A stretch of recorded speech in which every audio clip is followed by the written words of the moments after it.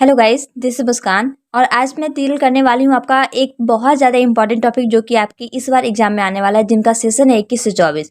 Tradition and individual talent, जो कि T.S.. Elliot के द्वारा लिखा गया है। मैं एज जो अब सेल्फ से नोट्स बनाई हूँ ना, वो मैं प्रोवाइड करूँगी और विथ मीनिंग के साथ। तो सबसे पहले आप ये जानेंगे कि ट्रेडिशन एंड इंडिविजुअल टैलेंट्स में टी.एस. इलियट कहना क्या चाहते हैं, क्योंकि जब आप ये कॉन्सेप्ट क्लियर कर लेंगे ना, उसके बाद नोट्स लिखने में समझने में कहीं कोई प्रॉब्लम नहीं होगा। तो ट्रेडिशन एंड इंडिविजुअल टैलेंट्स जो है वो एक एसे है जो कि टी.एस. इलियट के द्वारा लिखा गया है। और ये जो एसे है ना, उसको पब्लिश कराया गया था द इगोइस्ट लिटरेरी मैगजीन के माध्यम से 1919 में 1919 में। एक थाउट है, poetry is the spontaneous overflow of powerful feelings. ये थाउट लिखा गया विलियम वर्ड्सवर्थ के साथ। आप सोचे होंगे क्या बात तो टी.एस. इलियट की हो रही है, लेकिन विलियम वर्ड्सवर्थ कहाँ से आ गए? तो मैं बता दूं कि विलियम वर्ड्सवर्थ ने एक थाउट दिया था जिसमें ये कहा है कि पोइट्री जो होता है ना, वो खुद की फीलिंग से लिखा जाता है, कि आप जो फील कर रहे हैं, आप जो एज्यूम कर रहे हैं, उसको लिखना पोइट्री कहलाता है। लेकिन ठीक इसके अगेंस्ट है आपके टी.एस. इलियट। टी.एस. इलियट ये नहीं कहते कि आप अपनी फीलिंग्स को शो कीजिए पोइट्री में, वो कहते हैं स्केप ऑफ पर्सनैलिटी। मतलब कि आप खुद से जो भी फीलिंग्स आप एज्यूम करते हैं ना, जो भी फीलिंग्स आप शो करते हैं, उसको नहीं लिखना है पोइट्री में। पोइट्री में आप वो लिखिए जो लोगों को ज़रूरत है, रियल लाइफ से रिलेटेड लिखिए। अपने खुद की एक्सपीरियंस को नहीं, अपनी खुद की फीलिंग्स को नहीं लिखने के लिए कहते हैं। तो टी.एस. इलियट इसके जस्ट अगेंस्ट है। और एक बात कि यहाँ एक और आपका ऑब्जेक्टिव क्लियर हो जाता है। ये वाला लाइन बार बार पूछा जाता है कि poetry is the spontaneous overflow of powerful feelings, किनके द्वारा लिखा गया? तो विलियम वर्ड्सवर्थ। ये आपका ऑब्जेक्टिव में भी हेल्प करेगा, साथ ही साथ एक्सप्लेनेशन बनाने में ही करेगा। टी.एस. इलियट इस वाले लेसन में हमें ये बताते हैं कि आपको पोइट्री कैसे लिखना चाहिए, पोइट्री लिखने का वे क्या होता है। तो चलिए बिना डिले हम लोग स्टार्ट करते हैं। ये था आपका बेसिक चीज़ जो कि ट्रेडिशन एंड इंडिविजुअल टैलेंट्स के ऊपर के बारे में था। आपको सबसे पहले हेडिंग डालना होगा बीच में, ट्रेडिशन एंड इंडिविजुअल टैलेंट्स, उसके नीचे टी.एस. इलियट। जब आप इससे रिलेटेड जो भी क्वेश्चन आएगा ना, तो आपको वो यही लिखना है, क्योंकि ये बार बार आता है कि इसका कॉन्सेप्ट, इसका मेथड आपको शो करना पड़ता है। ट्रेडिशन एंड इंडिविजुअल टैलेंट से एक क्वेश्चन तो फिक्स है। तो the essay tradition and individual talent is an essay written by poet and literary critic T S. Eliot. ये जो एसे है ट्रेडिशन एंड इंडिविजुअल टैलेंट, वो एक एसे है और जो लिखा गया है वो पोएट और लिटरेरी क्रिटिक जो है टी.एस. इलियट के द्वारा। टी.एस. इलियट यहाँ लिटरेरी क्रिटिक भी है और पोएट भी है। The knowledge of the past and the creation of a new art because the tradition and individual talents।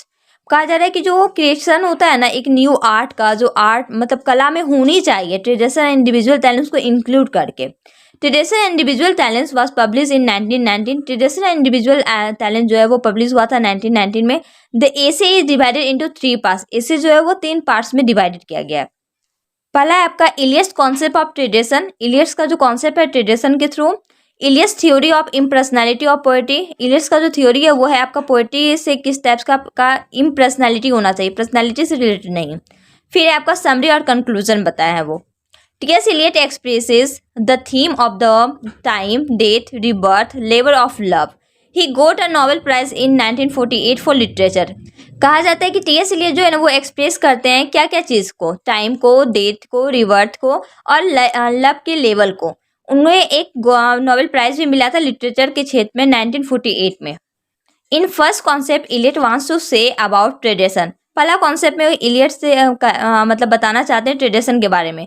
In tradition of literature the poet expresses his own personal. Literature के क्षेत्र में poet जो होते हैं वो अपना पर्सनल फीलिंग्स, इसका मतलब ये नहीं है कि वो अपनी पर्सनल फीलिंग्स को शो करने बोलते हैं, वो अपने खुद के एक्सपीरियंस को बताते हैं कि पोइट्री होना कैसा चाहिए। He seems that mostly people do not know how to use tradition in one's own work. बहुत ज़्यादा लोग ये नहीं जानते हैं कि अपने पोइट्री में, अपने काम में ट्रेडिशन को कैसे यूज़ किया जाए। According to Eliot's the meaning of tradition is historical timelessness. Eliot के अकॉर्डिंग जो होता है ना, ट्रेडिशन का जो मीनिंग होता है वो होता है historical timelessness. He says to poet that he should be learn the whole of the literature. इसको पहले ना लिटरेचर का टोटल चीज पढ़ना चाहिए पोएट को। Learn the whole of the literature of Europe from Homer, मतलब यूरोप के ह्यूमर को उसको पढ़ना चाहिए। He knows that when any poet write a poem then he should be include his tradition and novelty. उन्हें पता होना चाहिए कि जब भी कोई पोएट पोएम लिखते हैं तो उसमें क्या इंक्लूड करना चाहिए, ट्रेडिशन एंड नोवेलिटी को। In any work the poet must be include his past moment. कोई भी पोएट मतलब वर्क होता है ना, तो पोएट को क्या करना चाहिए, अपने पास्ट मोमेंट को शो करना चाहिए। The past should not express his personal feelings, still he should escape from emotions. अब पास्ट में अपने पर्सनल इमोशंस को नहीं शो करना चाहिए, बल्कि इमोशंस के बाहर हट करके उसे वो बताना चाहिए जो वास्तविक दुनिया में लोगों को ज़रूरत है, जिसके बारे में वो नहीं जानते हैं। Every successful poetry is impersonal. जितने भी सक्सेसफुल पोएट्री हुए हैं ना, मतलब जो जो पोएट्री बहुत ज़्यादा पॉपुलर हुआ है, वो सारे के सारे इम्पर्सनल है, पर्सनल नहीं है, उनका खुद का नहीं है, बल्कि खुद से हट करके है। That poetry is timelessness. वो जो पोएट्री होता है ना, वो टाइमलेसनेस होता है। After the death of the poet his poetry don't dismiss his impersonal work. कहा जा रहा है कि पोएट की डेथ करने के बाद जो होता है ना, उसका पोएट्री जो होता है ना, वो डिसमिस नहीं हो जाता, वो खत्म नहीं हो जाता कि ऐसा पोएट डेथ कर गए तो अब उसका पोएट्री का कोई इंपॉर्टेंस नहीं रहेगा। By the great labor to write tradition and individual talents, Eliot inspired new criticism according to the poet. Poet के अकॉर्डिंग क्या बोलते हैं ना कि ट्रेडिशन एंड इंडिविजुअल टैलेंट्स को लिखने का एक न्यू क्रिटिसिज्म होता है, एक न्यू अध्याय के अकॉर्डिंग लिखा जाता है। जैसे criticism is an inevitable is as breathing. जिस तरह हम लोगों को सांस लेना जरूरी है ना, वैसे ही क्रिटिसिज्म यूज करना आपके पोएट्री सेक्शन में वो इम्पॉर्टेंट है। The poet Eliot says that today's critic only see that from another poet he wrote unique or not। आज के लोग जो पोएट बनते हैं ना, वो क्या देखते हैं बस कि आप लोगों से अलग लिखे या नहीं, आप लोगों से हट करके लिखे या नहीं, मतलब एक दूसरे के साथ कंपैरिजन करते हैं। It should be different from past poet, they see only that are they copy the past poets poetry, but Eliot wants to say that don't copy but learn from past poets poetry, and anything new from past poetry one must involve in one's own poetry so that the main theme purpose will not be die। कहा जा रहा है कि लोग क्या करते हैं कि जब भी पोएम लिखते हैं ना, तो वो एक दूसरे के साथ कंपैरिजन करते हैं, पास्ट पोएट से मिलाते हैं कि ओह ये तो लिखा दिया था, हम भी वही सेम कर दिए, क्या कॉपी तो नहीं किया है। वो अगर दूसरे का पोएम भी पढ़ते हैं तो ये देख करके करते हैं कि वो इसका कॉपी किया है, पर वो ये नहीं समझते कि पास्ट पोएट जो होते हैं ना, वो वास्तव में जो लिखे हैं ना, उसका मीनिंग होता है, उसका डीपली मीनिंग होता है, उसको समझ करके लिखना चाहिए। कहा जा रहा है कि he must have write historical sense, he must write to take from classical poet to till modern. कहा जा रहा है कि उसे क्या होना चाहिए, हिस्टोरिकल सेंस के ऊपर लिखने चाहिए, ऐतिहासिक सेंस के ऊपर, और साथ ही साथ उसे क्या करना चाहिए, क्लासिकल पोएट से लेकर के मॉडर्न पोएट तक के बीच के पोएट्री को इंक्लूड करना चाहिए, मतलब past to present. Eliot also wants to say to the reader should understand। Eliot जो होते हैं ना, वो जो पोएम लिखते हैं, पोएट को तो कहते ही है ना, साथ साथ रीडर जो पढ़ता है उस पोएम को, उसके बारे में भी कहना चाहते हैं। To make poetry great when in which old writers thought include in that. कि आप जो होते हैं ना, वो ओल्ड पोएट्री के राइटर्स को इंक्लूड कीजिए और ये देखिए कि वास्तव में जो पोएम है वो लाइफ से रिलेटेड है या नहीं, रियल है भी या नहीं।